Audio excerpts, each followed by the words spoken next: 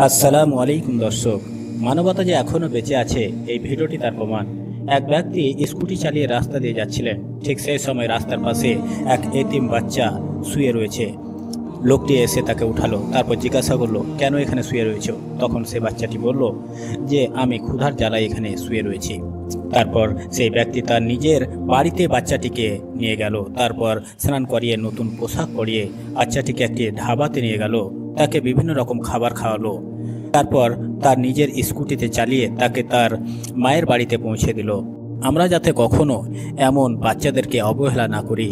এরকম যদি কাউকে দেখি অসহায় অবস্থায় পড়ে থাকে, তাহলে তার অবশ্যই সহযোগিতা, তার সাহায্য করা উচিত। সাহায্যের হাতটা বাড়িয়ে দিতে কখনো দ্বিধাবোধ করবেন না, যতটা পারবেন সাহায্য করবেন।